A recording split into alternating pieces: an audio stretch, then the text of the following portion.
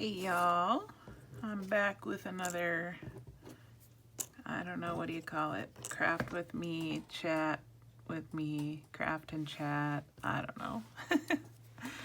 I'm working on neutral colored hearts today. I'm hoping to finish these up and be able to package them by this afternoon. I've got 5 different words finished and I'm working on the 6th word. So there's 12 in a package, so 12 different words times 25. What is that? 300. So yeah. I don't really have a plan for what to talk about. Oh my goodness, I am so clumsy today. Just keep dropping things. All right. Yeah, I don't have a plan, but I just finished watching Birdie, the Recycled Hippie Chick's last video. And Birdie, I just love you. I just love you. That's all there is to it. So she was talking about diet and eating weeds, and she was like, I don't know, she said maybe I'm crazy, but I don't think she's crazy.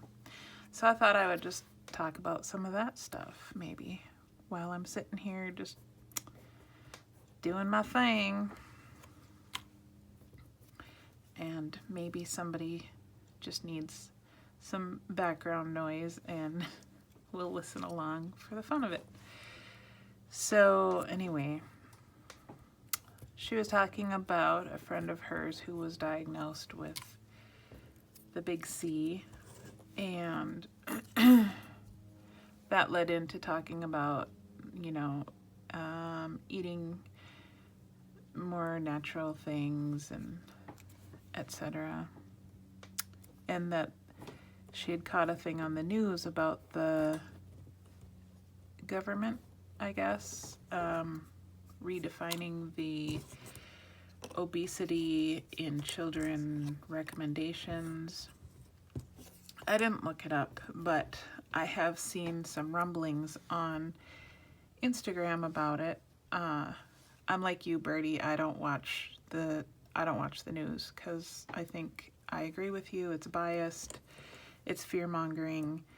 It's them telling us what we should think about, and I'm not on that page, so I got more fun things to think about, like art. So, and the other reason I don't watch it is because for the most part there's nothing I can do about it. Now, I have friends that are very involved in politics and protests and whatnot, and I'm not throwing any shade to them because that is how they choose to participate and run their life, and there's nothing wrong with that.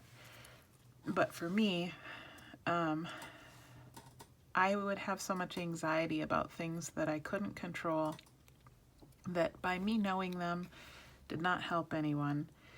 And you know, you can say I stick my head in the sand, but I really don't. I know what's going on in general. I just don't get into the details of it because there's nothing I can do about it, and I will make myself sick worrying about it, and that's not going to be helpful to anyone. So I figure where I can put my good into the world is focusing on my little corner, making it happy and healthy, and then putting as much good as I can into the world. So that's part of the reason I do this. I mean, I choose inspirational words because my mindset is that every positive word that I put into the world is a rock in the pond, so to speak. It's adding good. And maybe it doesn't make a huge difference, but it still makes a difference, I think. Anyway, I don't know why my screen feels so far away. Like I'm trying to stay in frame, but I feel like I have to put my hands way further out in front of me than I used to. I don't know if my stand moved or if it's just in my head, but I'll try to get more in the center here. Anyway, I have some pretty strong opinions about the obesity recommendations for children because my daughter struggled for years battling anorexia. Did I miscount that? I think I did. 2. We got 5. Sorry. 10. 15. 20. That's 5. Okay. Okay, I just had an extra one there. That's okay. I have to count them now because if I don't get it right when it comes to packaging, then I'll be thinking I messed up the packages, and those are really hard to go back and figure out if you've messed it up or not. Okay, that tray is done. Anyway, my daughter, who is just turned 18 now, when she was 12, she, I don't know how you say it, she got anorexia. It was triggered in her. So a lot of people don't realize that anorexia, eating disorders in general, are genetic. You can have a genetic predisposition to an eating disorder. And it's much the same as cancer. Like something causes, like they say we all have cancer cells in us, but they're not active. It's the same with eating disorders, and they actually have narrowed down the gene that carries it.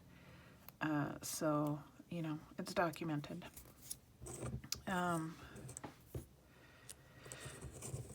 So we don't know exactly what triggered it. A combination of her hormones changing because she was becoming a teenager, and something as simple as a calorie deficit for any amount of time. And she had a bout of salmonella poisoning where she was sick for several days and couldn't keep anything down, couldn't keep anything in. It was pretty bad. And I don't know if that triggered it.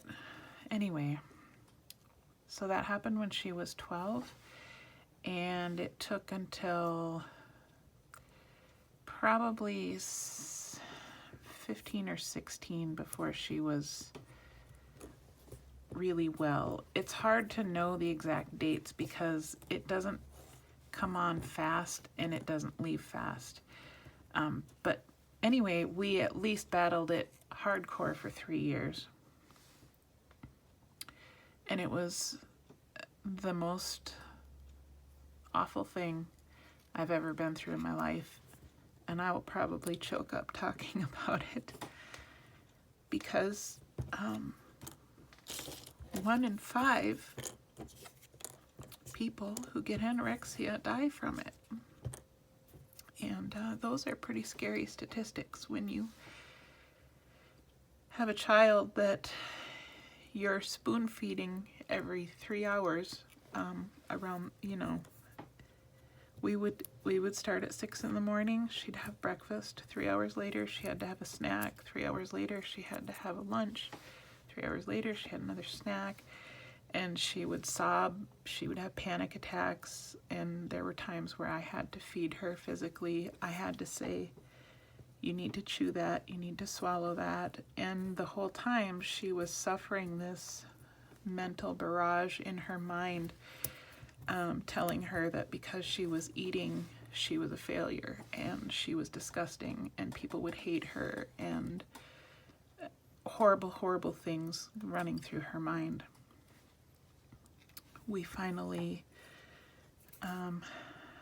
got some help.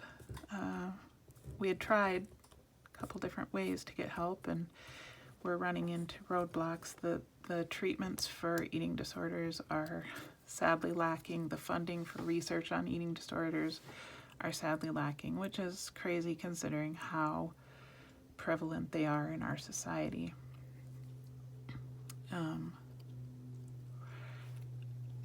And we ended up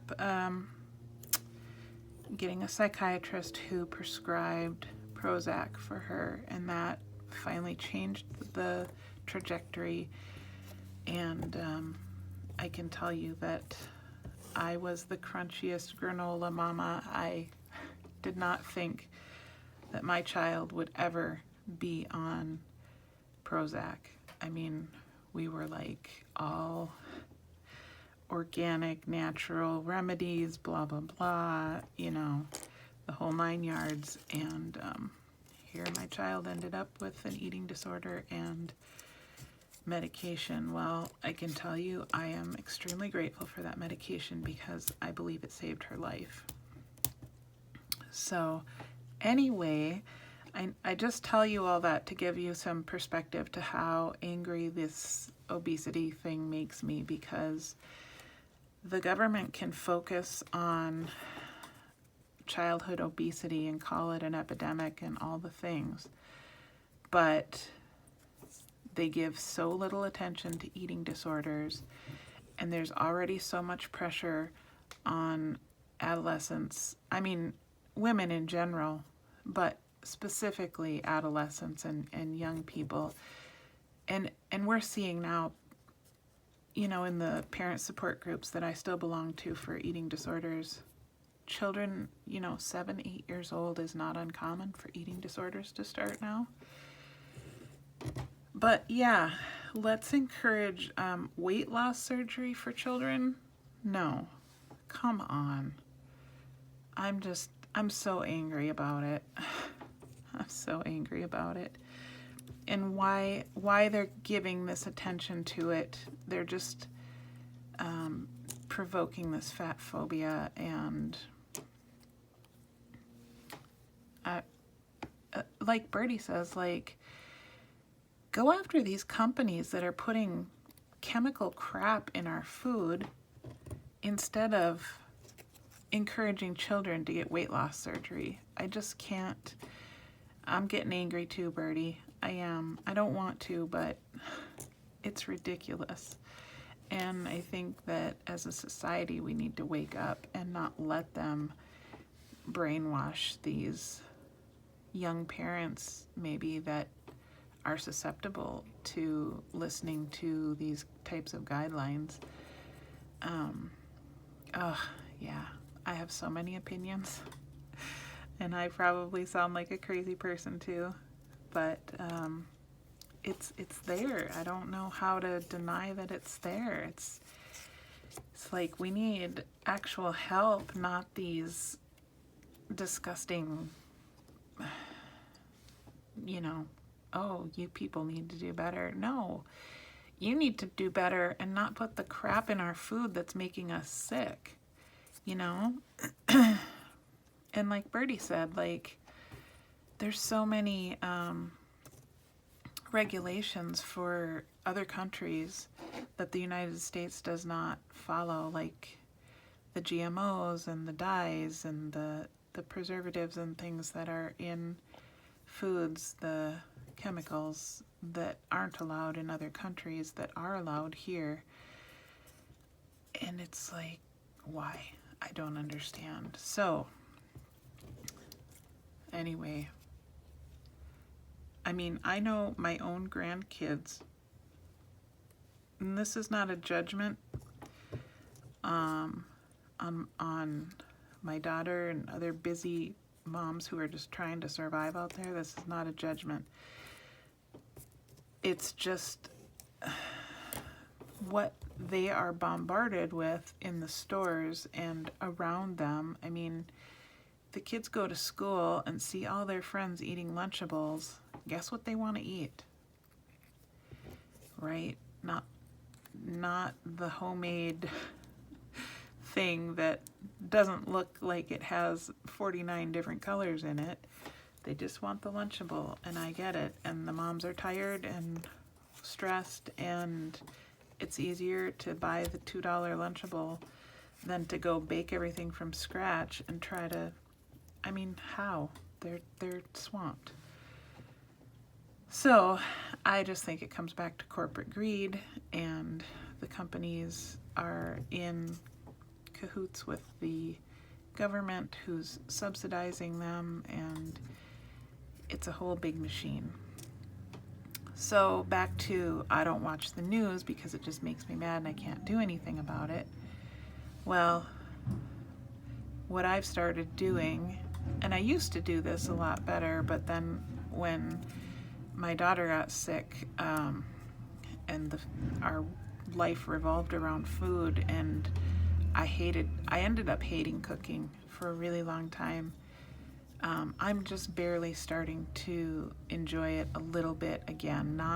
I don't enjoy it a lot, but I enjoy the benefits of it, so I do it. But it became very triggering for me. Anyway, so what I've started to do is make things from scratch more and more often, as much as possible. And Birdie was talking about not eating sugar and not eating gluten, and I don't know that that's realistic. I mean, I know people do it and it can be done. For me, I don't feel like it's realistic.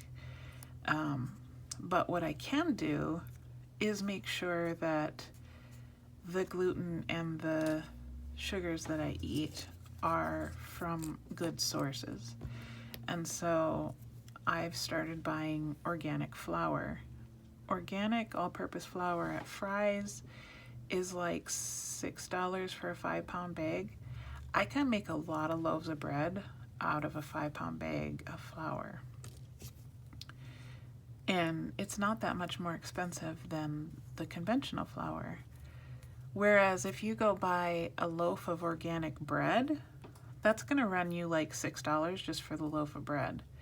Whereas the conventional one will be half that price. So I figure if I have the ability and the knowledge on how to make the bread, and I maybe don't love doing it, but I can make the time to do it, then I'm doing something beneficial for my health, right? And same with sugar. I use organic sugar or maple syrup that my uncle harvests from his property. Thank you, Uncle Mitch. I love it so much. Or local honey. So because I know that local honey actually, well, all those things, I don't know about the organic sugar, but maple syrup and organic honey both have other benefits, health benefits. They're actually, not only are they not harmful, they have benefits. So in that way, I feel like I'm slowly coming back to doing better for myself and for my family. But it's a trade-off. I mean, it does take time and energy and effort, you know. And the thing about gluten, I don't know. Like for a long time, my daughter that was anorexic, she had psoriasis, and we took her to an allergist to find out what it was, and he said, well, it's psoriasis, that's an autoimmune disease, and she's just gonna have to live with it for the rest of her life.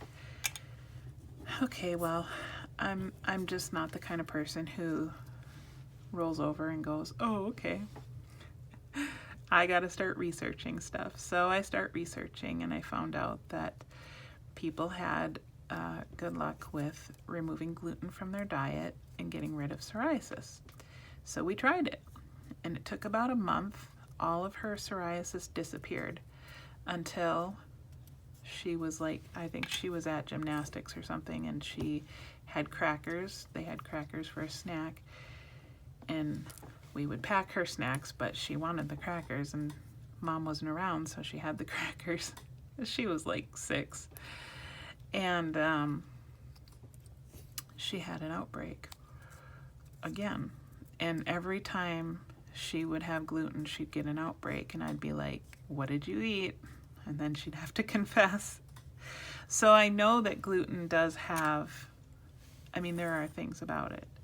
But now she's outgrown that. She can eat gluten again, and she does, and she doesn't have any psoriasis. But I think her body just, for whatever reason, couldn't tolerate it at the time. And so, but I figure, okay, there's a difference between conventional gluten and wheat that is harvested and grown and harvested organically and is not GMO.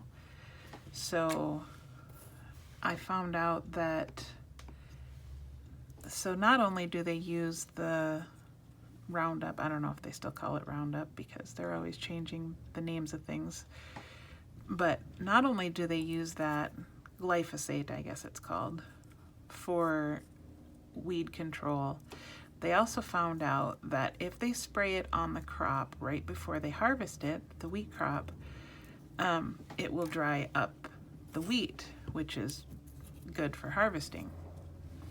So now they're not only spraying it just to get rid of the weeds, they're spraying it to dry up the wheat right before they harvest it. Well, then it's going even more directly right into our food source.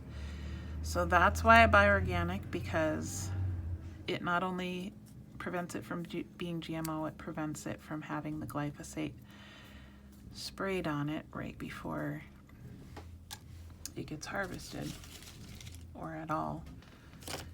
So yeah, I could go on a tangent about this stuff forever. So, I mean, I've probably lost over half of you already. But that's okay. This is mostly, you know, I'm just yammering, and I don't know why I do it, but I think Birdie says it's like therapy for her. It might be therapy for me too. So yeah. So that's what I'm doing to try to be better to myself, and, you know, support a better industry, I guess. You know, make little changes where I can. I can't afford to eat all organic all the time. That would be awesome, but I can't. So I do what I can where I can, and the flour and bread is one of those places where I can make a change. So that's what I do. But that's, yeah, the whole childhood obesity thing is not made me a happy camper, that's for sure. I think they need to wake up and take more seriously the issue of eating disorders in children. It's just, it's awful, and the numbers are higher than you think. You start researching it and you find out, and it's heartbreaking because these children are suffering greatly. These eating disorders are absolutely horrible for their mind. It's so traumatic. So anyway, enough about that. Birdie was talking about eating weeds, and yeah, I love purslane too. We actually have some purslane in our yard, but that tends to be where the dog wants to go to the bathroom, so I don't eat that purslane. I used to have a good little patch of it in a place I could harvest it, but I don't really anymore. And that's another reason I do not like living in this HOA is they're super strict about weed control, which I get. It's not attractive to have weeds all over in the front yard, especially here in Arizona where all the yards are rocks. They're not grassy yards, so the weeds show up really good. But I absolutely hate spraying them, and they're too prolific to pick them. Oh my gosh, Ricky. All right. So you are stubborn. Wow. Anyway, yeah, I agree. Weeds are great. And that's why I drink the stinging nettle tea in the morning, and I want to do more research on other teas for health benefits. So I still haven't gotten my catalog from Mountain Rose Herbs, but they did say it would be, they said they mail them out every 7 to 10 days, so maybe it's on its way. Anyway, what else? Seems like there was something else that she talked about that I wanted to talk about.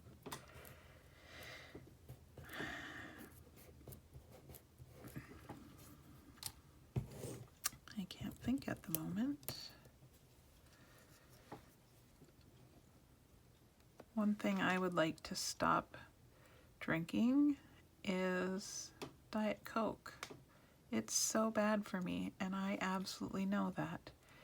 Everything from the aspartame to the caramel coloring is awful. And yeah, I need to stop that. So maybe that will be my new goal. I have been contemplating, I used to brew kombucha, and I've been contemplating brewing that again because at least that has health benefits. It's kind of a pain though, so with the bottling and washing the bottles and all that, but definitely might think about getting back into that. The other thing I used to do for fermenting is sauerkraut. Oh my gosh, so good, and I miss that. I think I need to get that going again. So, and part of the reason I stopped with both of those things is because when it gets too warm here in the summer, I mean, I don't keep my house at a low temperature. We keep it at, in the summer, I think our AC is set at 78. And that's a little warm for fermenting. So in the summertime, I haven't been fermenting. But I could do it now. I could do it right now. That wouldn't be bad. So yeah. And sauerkraut is super easy to make. If you've never made fresh sauerkraut, it's literally cabbage and salt. That's it. And you I used to have a cabbage pounder, but I don't anymore. I gave it away because I was sure that I wasn't going to do that anymore. But now I'm wishing I wouldn't have. And I've learned that lesson over the years. It's not, it's a fine line between hanging on to stuff you don't need, but also getting rid of stuff and then wanting it back because you've decided you're going to do this thing again that you thought you weren't ever going to do again, but now you want to do it again. So, yeah, learning to walk that line. I try to be kind of a minimalist and not hang on to a lot of things, but I'm also finding out in my later years here that hanging on to stuff, it usually comes back around and I want it again. So live and learn, they say. Live and learn. So I'm just going to finish up this word and then let you go, because then I have to count out more words and you guys don't need to live through that headache again. So, yeah. I am still researching Patreon. I haven't figured out yet how I want to do that. I'm thinking right now, just spitballing, like having 3 tiers, like a $5, a $10, and a $25 tier. And the $5 would be no physical mail or anything aside from a thank you note. Because the overhead of mailing stuff is high. I know this from all of my Etsy shipping. But at $10, I could do just a Happy Mail in an envelope once a month that's got a little, you know, few little things in it for junk journaling. And then at like a $25 level, I could do like a full 100-piece ephemera kit. And I don't know if anybody's going to be interested in that, because I don't know if anybody needs 100 pieces every month, but like an inspiration kit, you know. But I would love to put together inspiration kits every month. I think that would be really fun.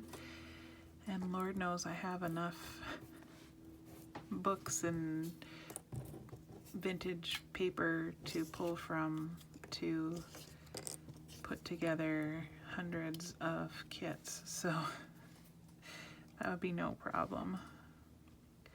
But I'm still researching it and figuring it out, so it'll take time. In the meantime, I keep working on things to add to the shop for the February sale.